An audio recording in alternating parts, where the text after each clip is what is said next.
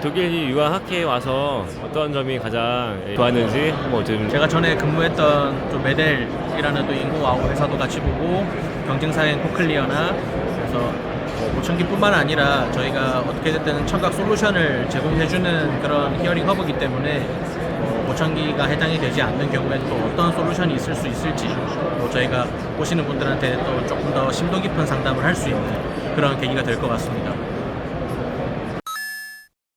히어링 허브 부산센터 윤동현 청능사입니다.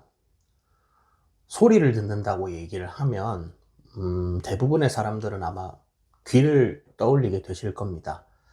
네, 소리는 우리 귓바퀴부터 시작해서 외이도, 그리고 고막, 그리고 이소골이라고 하는 아주 작은 세 개의 뼈를 지나서 달팽이관에 전달이 되게 됩니다. 이 달팽이관에 도착한 소리는 여기서 전기 에너지로 변환이 되고 청신경을 타고 우리의 뇌로 도착을 하게 되는 것이죠. 자, 이렇게 외이와 중이 그리고 뇌의 청신경을 통해서 소리를 듣는 이 경로를 청각학적으로는 기도청력이라고 얘기를 합니다. 아마 대부분의 사람들이 이 기도청력을 통해서 소리를 듣고 있는 거고, 난청이 있으신 분들 중에서도 대부분이 우리 귀에 걸거나 귀 속에 넣는 보청기를 사용을 하시면서 기도청력을 활용을 하게 되는 것이죠. 근데 사람한테는 기도청력 말고도 골전도 청력이라고 하는 것도 존재합니다. 이 골전도 청력은 이 외이와 중이를 거치지 않고 두개골의 진동을 통해서 뇌 안에 있는 달팽이관에 직접적으로 소리를 전달하는 방식을 뜻합니다. 자, 이런 골전도 청력을 활용해서 만들어진 보청기가 바로 골전도 보청기가 되는 것이죠. 골전도 보청기는 일반 기도 보청기보다 종류가 그렇게 다양하지는 않습니다.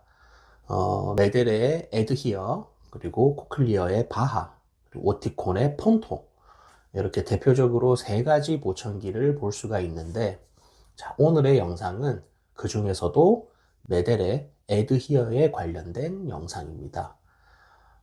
골전도 보청기 에드히어는 어떤 사람들이 착용을 하실 수가 있는지, 그리고 장단점은 어떤 게 있는지, 또 실제 저희 고객님의 어떤 사례도 한번 알아보는 시간을 가져보도록 하겠습니다. 골전도 보청기는 어떤 분들이 사용을 하시게 될까요? 아까 말씀드렸던 이제 골전도 청력의 특징을 한번 살펴보자면 외이와 중이를 거치지 않는다라는 것이 아마 핵심이 될 겁니다. 만약에 일반 보청기를 착용을 하고 싶은데 귓바퀴가 없다든지 외이도가 없다든지 또는 고막이나 이소골이 없다든지 또는 있기는 한데 그게 제 기능을 하지 못한다든지, 자, 이런 상황이라면 아무리 좋은 보청기를 끼셔도 달팽이관까지 소리가 온전하게 전달되기가 어렵습니다. 자, 그래서 골전도 보청기는 일반적으로 외이나 중이에 문제가 있는 전음성 난청을 가지신 분들에게 사용을 하게 됩니다. 이 전음성 난청이 생길 수 있는 요인은 크게 선천적인 요인과 후천적인 요인으로 나뉘어집니다. 선천적인 요인은 소위증이나 무위증 또는 외이도 협착증과 같은 것들이 있고, 후천적인 요인으로 봤을 때는 어떤 만성 중이염이나 만성 외이도염 또는 이소골의 어떤 기능적인 문제가 후천적으로 생긴 경우, 이런 다양한 이유들이 있을 수가 있습니다. 여러 가지 이유로 인해서 외이와 중이를 적절하게 활용하지 못하는 경우 골전도 보청기를 사용하실 수가 있는 것이죠. 그 중에서도 에드히어는 착용을 하기 위해서는 골전도 청력이 25dB 안으로, 즉 골전도 청력이 거의 정상에 가깝게 좋아야 착용했을 때 효과를 보실 수가 있습니다. 예외적으로 이 전음성 난청이 아닌 편측성 난청을 가지신 분들에게도 이 골전도 보청기를 사용하기도 합니다. 이 얘기를 하기 위해서는 하나의 원리를 짚고 넘어가야 되는데, 우리가 귀를 통해서 듣는 기도 소리를, 기도 청력을 예로 들어봤을 때 한쪽에서 들어온 소리가 반대쪽으로 넘어갈 때 소리가 감소하는 그런 현상을 볼 수가 있습니다. 그때 소리가 감소하는 그 정도를 이간 감쇄라고 얘기를 하지만 이 골전도 청력에서는 이 이간 감쇄 값이 0인데요. 즉 이쪽으로 진동된 소리가 반대쪽 청력으로 넘어가도 전혀 감소가 되지 않고 온전하게 전달이 된다는 뜻이 되겠죠. 자, 보통 편측성 난청은 기도 형태의 보청기를 사용을 하신다고 하면 크로스 보청기를 주로 많이 안내를 드리곤 합니다. 그것과 같은 원리로 골전도 보청기를 난청에 있는 귀에 착용을 하셨을 때 이쪽으로 전달된 진동이 반대쪽 좋은 골전도 청력으로 전달이 되면서 우리가 소리를 들을 수 있게 되는 것이죠. 자, 이때 대신 들어줘야 되는 골전도 청력은 20dB, 즉 완전히 건강한 청력이어야만 효과를 보실 수 있다라는 조건이 필요합니다. 자, 여기까지 이제 골전도 보청기 에드히어는 어떤 사람들이 또 착용을 하시는지 알아봤는데, 자, 그럼 장점과 단점은 어떤 게 있을까요? 에드히어의 장점은 간편하고 경제적이면서도 미관상 좋다, 이렇게 표현할 수 있을 것 같습니다. 다른 브랜드의 코클리어의 바하는 주로 사운드 아크라고 하는 착용 방식을 채택을 하면서 이 사람의 두개골 형상에 맞춰 가지고 사이즈나 이런 것들을 선택을 하게 되는데, 우리가 흡사 골전도 이어폰과 유사한 형태를 보이기 때문에 만약에 이제 무이증인 경우 이렇게 썼을 때 받쳐주는 부분이 없게 되죠. 그렇게 되면은 흘러내리거나 착용에 조금 어려움이 있을 수가 있습니다.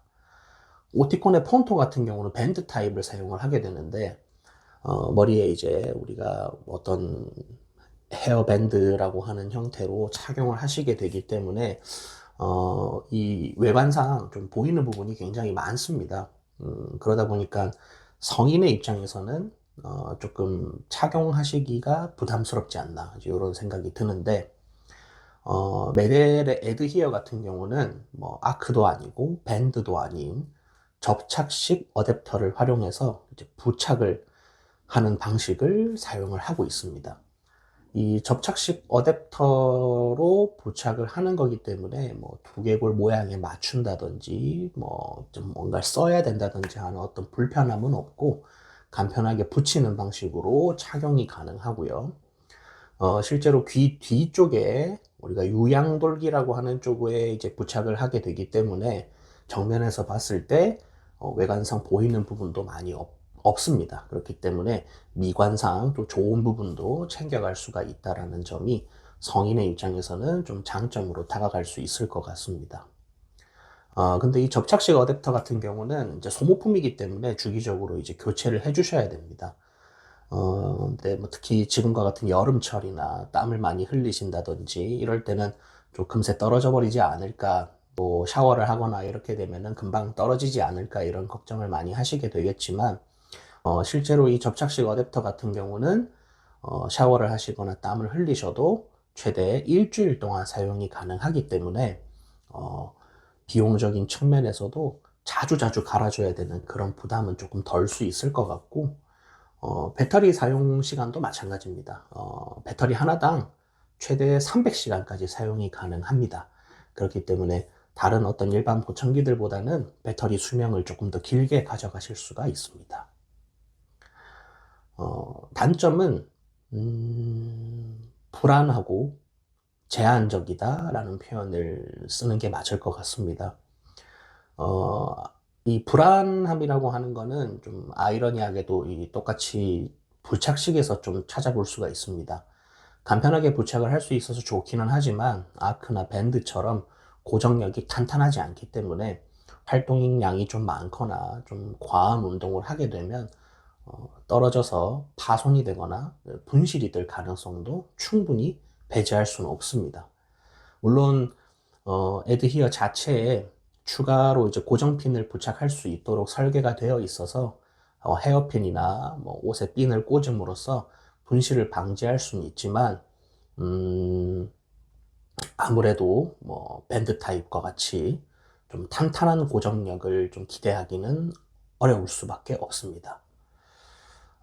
제한적이다라는 거는 앞서 이제 말씀드린 청력 조건을 조금 볼 수밖에 없습니다. 역시 부착 시기이기 때문에 발생할 수 있는 뭐 양날의 검과 같은 거라고 보시면 될 것 같은데, 밴드나 아크 타입처럼 뭔가 두개골에 가해지는 압력 자체가 약하기 때문에 골전도 청력이 어찌됐든 25dB보다는 좋아야 착용이 가능하다라는 게 어쩌면 이 에드히어를 사용할 수 있는 대상자가 좀 극히 제한적이다라는 의미가 될 수 있는 것이죠.